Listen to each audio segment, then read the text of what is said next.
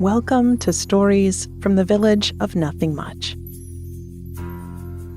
Like easy listening, but for fiction. I'm Kathryn Nicolai. I write and read all the stories you'll hear on the Village of Nothing Much.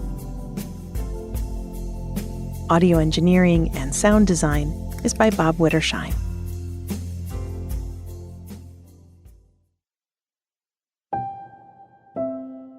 In our show notes, you'll find links to our ad-free premium version, our other shows, and our merch and partner products. Thanks for joining me today for more ordinary magic in this little fictional village where kindness is commonplace and everyone has time to just notice moments as they arise.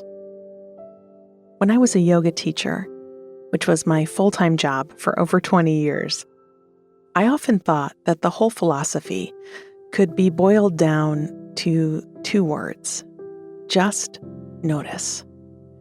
As in, be aware, but don't react. Just notice. It's actually tricky work, but I think listening to stories about the small details of daily life can help to refine that skill. And when we're noticing, when we're connected to what is happening now, there's less overthinking, less catastrophizing. Feeling calmer and maybe even sort of grateful tends to happen organically. That's the nice thing about reading, listening to stories as a form of meditation. It just shifts your mindset, and it doesn't feel like a chore or a task that you could fail at. Because you can't. P.S. I was also a meditation teacher for all those years. And I want to affirm that sitting cross-legged on a cushion isn't the only way to practice. This is mindfulness by proxy, where your brain and body get the benefits of presence just by following along. You don't have to force it. Just let the story hold your focus and let your mind rest in the rhythm of ordinary things. Before we start, let's take a deep breath in through your nose and sigh from your mouth. Do that one more time. Breathe in really deeply and let it all go. Good.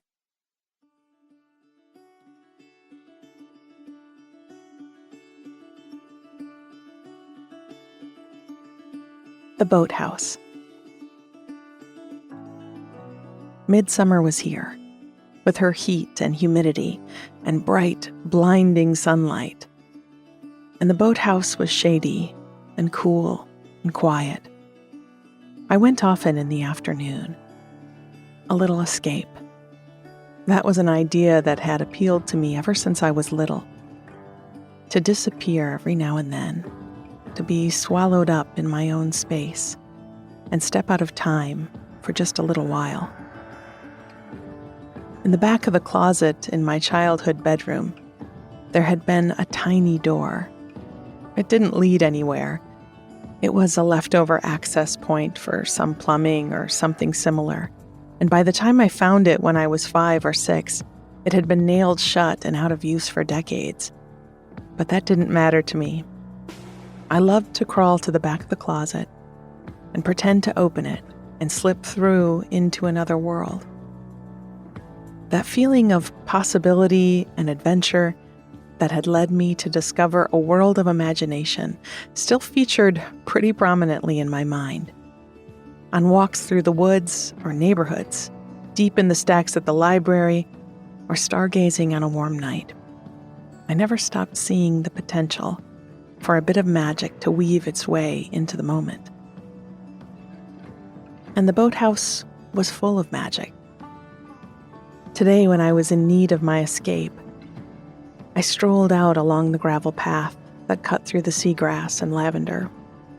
I stopped to reach for a handful of the lavender blossoms, rubbing the herb between my palms, and then cupping them over my face and taking a deep breath in and out. I tried to parse apart the scents that made up lavender. Sweet, honey, bright like lemons, a tiny bit of the pungency of pine and rosemary, and earthy and floral and soapy. I took another breath, closing my eyes and feeling my shoulders relaxing onto my back. I rubbed my scented hands over my hair and down my arms, hoping to carry it all with me for a while. Farther down the path, I came to the steel breakwall that edged the lake. I thought of the feeling of warm steel under my bare feet when I was little and about to jump into the water. How I'd climb out a few seconds later and do it all over again, and the wet footprints that would dry in the sun within a minute or so. Today I had a feeling I'd rather not step my bare foot upon it. The heat was layered in the air around me, seemed to vibrate in the plants and bounce off the surface of the water. I brought my hand up to my brow, shielding my eyes against the sun. I stepped out onto the dock and hurried down its length toward the boathouse. The dock reached a good way out into the water, and that was part of the magic of it. Like a tiny island on the lake. I knew every knot in the boards, an old bit of rope wrapped around the pilings. The boathouse was painted a light blue, summer sky blue, with white trim, though the paint was peeling and chipped in places. The door stuck a bit, and I braced my shoulder against it as I pushed it open. I stood for a moment, just to feel the rush of the cooler air and to breathe in the smell of the old wood and the water. I felt myself relax in an instant. There are layers to that, aren't there? You soften, and then you realize you're still holding or tensing, and that you can let go even more. My face, my eyes, my shoulders all eased, and I was glad to be here in this moment. I shut the door and stepped into the dim space, the floorboard creaking in a friendly, welcoming way that I'd heard them do for ages. The boathouse had many things in it, but a boat wasn't one of them. There had been a few over the years, but just now it was bare, and I liked the space that afforded. Along the walls, a whole collection of oars hung, and beside them on a dusty shelf, a trophy for second place in a rowing competition that had been raced long before I was born. There was a bench built into the back wall where I'd taken many midday naps. There were old tools in a cabinet that must have been used on the boats that had been moored here. Life jackets, coils of rope, a few kerosene lanterns, and a drawer full of old maps of waterways. When I didn't have a book with me, I could spend ages looking through those maps. Some of them had notations written on them in faded pencil. Dates and wind speed and temperature, how long a trip had taken. I'd imagine myself on a sailboat, or old wooden Chris-craft, adventuring through the rivers and lakes and canals, taking in sunsets and spotting cranes in the high grass at the water's edge. I'd run my fingertip along the dotted lines drawn around shallow spots and sandbars, and thought where I might toss an anchor overboard to stop for a swim. Light reflected through the water and rippled on the walls around me. From the open boat well, there was a steady sound of waves slapping at the wooden stilts and mooring. I smiled, thinking of this place as my wishing well. I didn't toss a coin in. The lake preferred not to be treated that way. But I could dream here. And isn't that the same as wishing? I took my spot on the bench, leaning back against the seat and propping my feet on an old crate. I didn't mean to stay much longer. There were cucumbers in the garden ready to be picked, and sheets on the line that must be dry by now. But still, I let my eyes fall shut and my whole body relax just a bit more. When we find the magical spaces, the door at the back of the closet, the gate to the hidden garden, the floating house in the middle of the lake, well, we mustn't miss the chance to soften and imagine and be carried away by daydreams.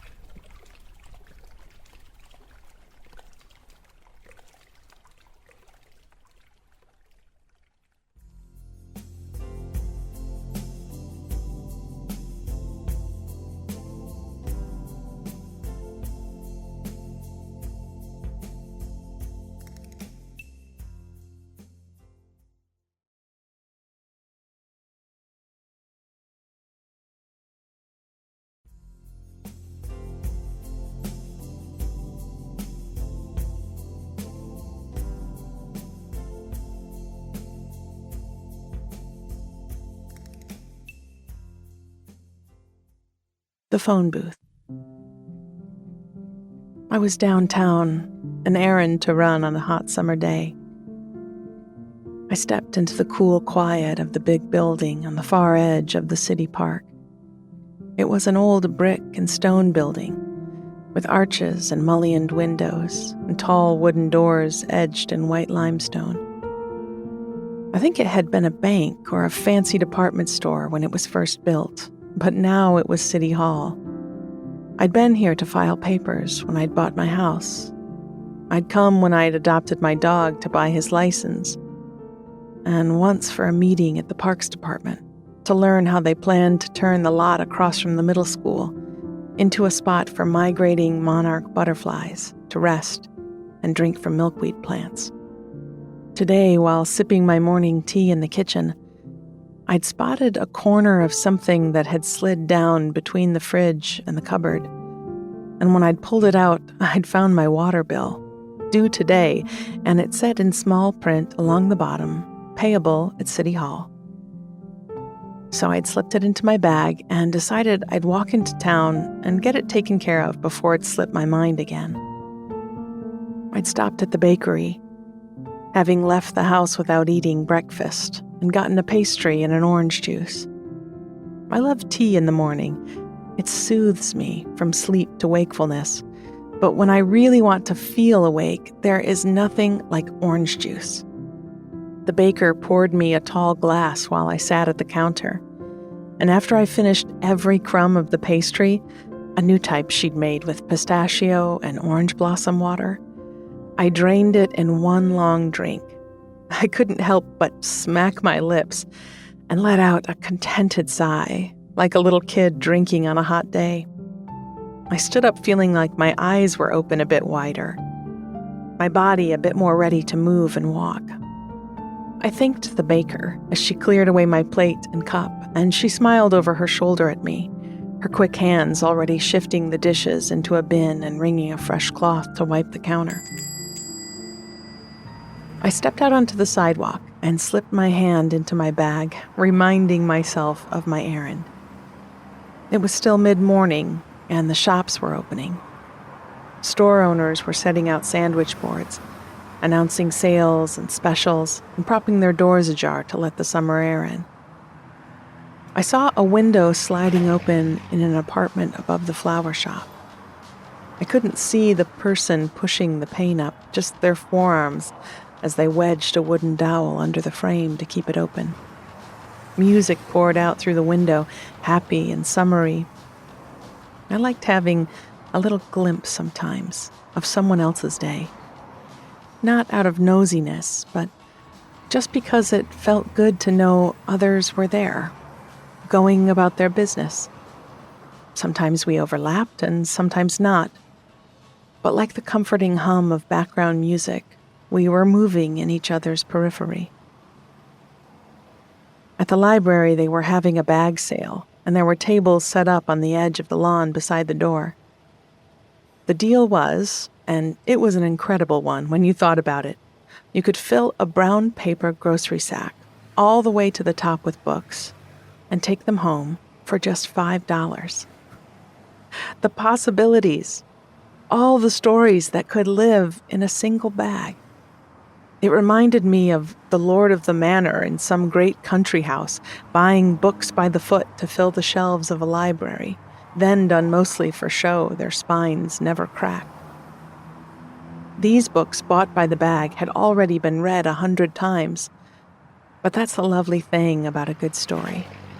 No amount of reading wears it out. I almost headed straight for the tables to start thumbing through the titles, but reminded myself I was on foot, and anything I bought would have to be lugged through the rest of my mission. So I promised to reward my present discipline with a trip back later in the day on my bike, the one with a deep front basket that I knew from experience could hold 2 grocery sacks, possibly 3. By the time I'd crossed the park and made my way to City Hall, I was feeling the heat of the summer sun on my neck, and my eyes were tight from squinting at the light. I pulled open the heavy oak door and stepped into a sanctuary of quiet and cool. The floors were covered in smooth, shiny tiles, and the walls held old sconces high up with dim bulbs. There was a stone bench, probably as old as the building, in an out-of-the-way corner, and I sat down on it for a moment, just to feel the cool surface under me and let my eyes adjust. A few office doors were open, and I could hear the distant din of coworkers talking across desks. There was a display on the wall beside me of art from high schoolers, their end-of-the-year projects, and I spent a few minutes looking at what they'd made. A self-portrait painted with clumsy but honest strokes. A collage of snapshots telling a story that probably only made sense to the artist. And a charcoal drawing that reminded me of a spot I knew if you walked all the way down from the railroad tracks to the orchard. I turned on the bench, ready to stand and get on with my task, when I saw it. It was in the opposite corner from me, and I hadn't seen one in years. It was a phone booth. And considering that they didn't really exist anymore, it was still an old one. I crossed over to it and couldn't resist opening and closing its folding door. It was built right into the wall, not with a rusting aluminum frame, but out of the same color oak as the front doors. The glass panels were clean and tinted a grayish green to give the caller some sense of privacy. I pulled the door back again and stepped inside. There was a small round stool bolted into the side of the booth so you could sit while you talked, and I turned expectantly to look for the phone itself, imagining a long metal box, a rotary dial, and a coin slot beside the receiver. But the phone had been taken out. I supposed because of lack of use. They'd hung a small painting in its place of, naturally, a telephone. I chuckled at it and sat on the stool. That they'd taken out the phone, but not the booth. That they'd left it as a place to sit, a handsome piece of history to admire. It reminded me of another phone booth I'd stood in once. I'd been in a square in a little city in Italy, with a handful of lira, wanting to phone home and hear a familiar voice. I lifted the receiver from the cradle, and across the little screen flashed the words, "Attendere, prego," and I translated in my head, "Pay attention, please." This polite reminder to be where I was, to attend to the moment. It was a mantra I carried still. I realized I'd been using it all morning as I tasted my orange juice, sweet and cool on my tongue, as I listened to the music coming from the upstairs window on the street, and sat on the stone bench in the dim quiet. So many moments to notice rather than lose. I said it to myself one more time in the booth before stepping out to get on with my day. Pay attention, please.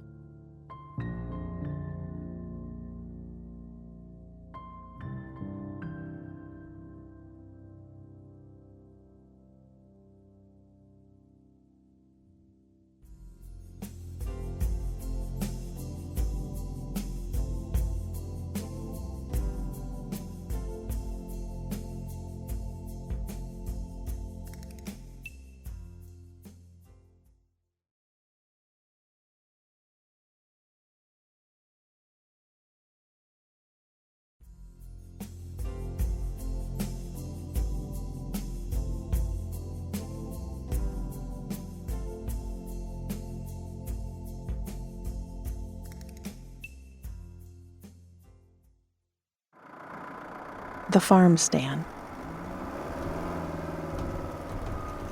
I liked the early mornings, and I hadn't always. I'd been selling cantaloupes and tomatoes and string beans from our farm stand since I was in high school, and I certainly hadn't been eager to get out of bed early in those days. In fact, I'd often opted for the afternoon shift, rising long after the sun had, and after a big noontime lunch, ridden my bike down the dusty dirt roads to the stand and taken over for those who had put in the early hours. Now I was the one here early. But like I said, I liked the mornings now. I'd pack the truck while the sky was purple with the first light. The air was cool and the grass damp with dew. Birds waking as I did. I'd pour a thermos full of coffee and pack a few slices of buttered toast in a napkin to crunch on as I drove.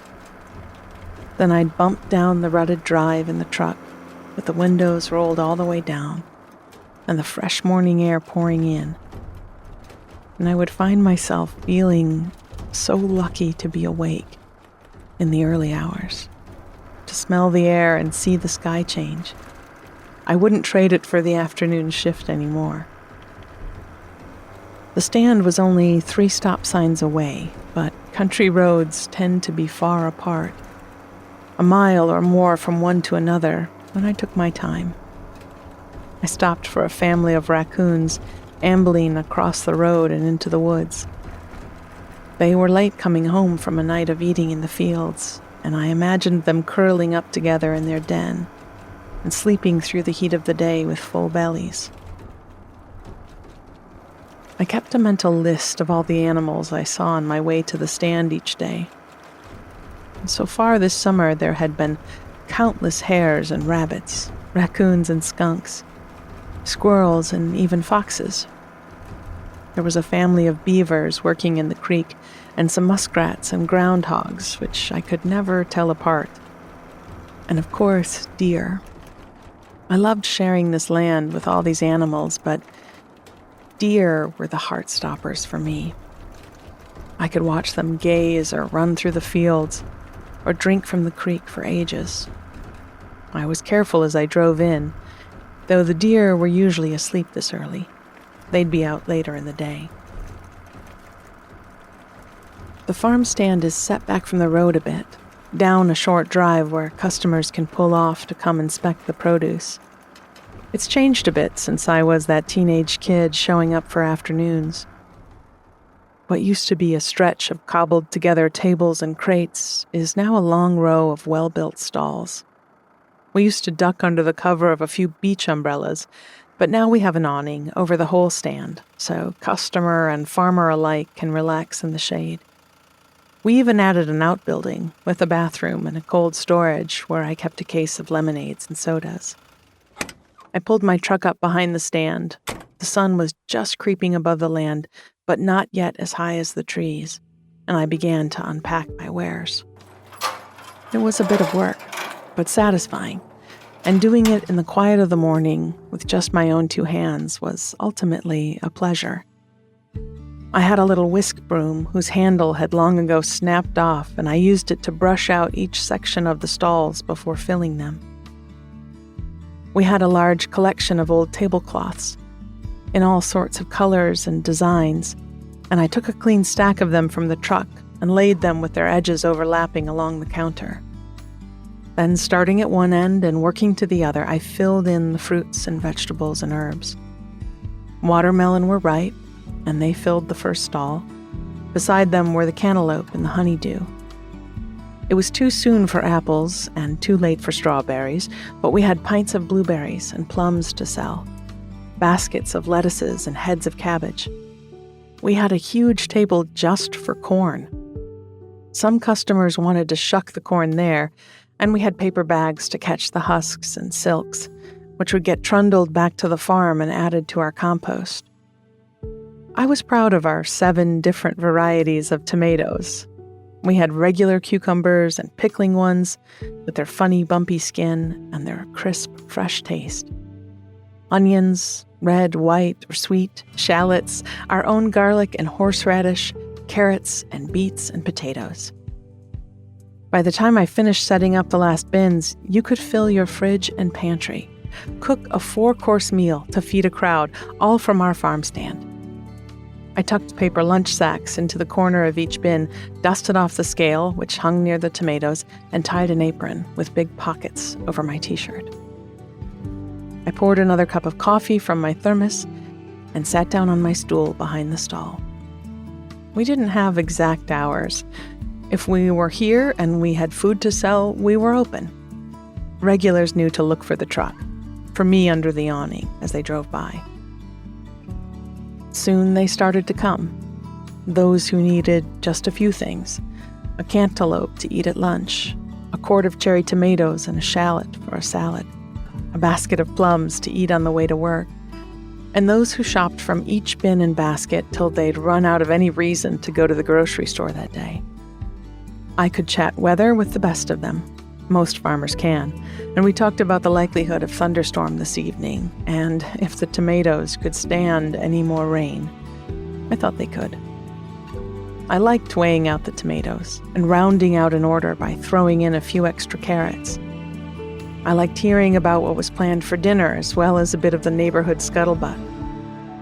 A lost dog had been found, come home in fact with 2 of the neighbors' goats in tow, and now they went back and forth for visits every day. The flower farm down the road from us had a big wedding coming in September to plan for, and they'd special ordered some calla lilies in autumn colors for the big day. In the late morning, when our drive was empty of cars for a few minutes, I snuck up to our outbuilding for a soda. Just before I pushed the door open, my eyes happened to land on a flattened bit of grass and the small speckled fawn that lay curled up there. I held my breath for a moment. She was brand new, maybe just a day or 2 old, and sleeping contentedly with her spindly brown legs tucked under her. I looked into the field, and far in the distance I spotted her mother, who had been feeding from the high grass. She must have heard me or felt me somehow, and raised her head, nervous about her baby. "She's safe here, Mama," I said in a low voice, and backed away slowly. No one would stumble over her here behind the building, and I'd keep an eye out for both of them while I was on shift.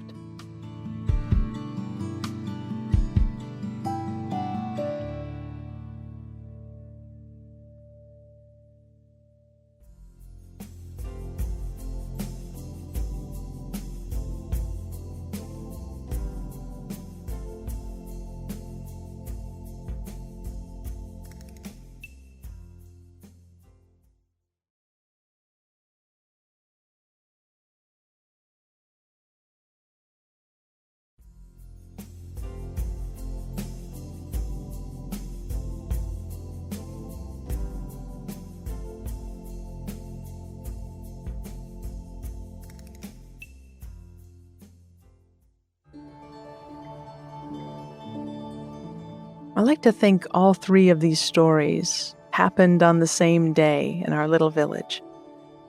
3 ways that villagers were experiencing the hot midsummer. We started with the Boathouse, which is something I am very familiar with because of how I grew up, or maybe because of where I grew up. I spent my summers in the 80s and 90s on a small island near Detroit called Harson's Island. While my family never had one, lots of neighbors on the South Channel had boathouses, and they were nearly all already ancient even back then. And I remember well the feeling of walking far out on the wooden planks to the chipped paint-clabbered siding walls of the houses. I think just like in the story, most of them didn't have boats in them anymore.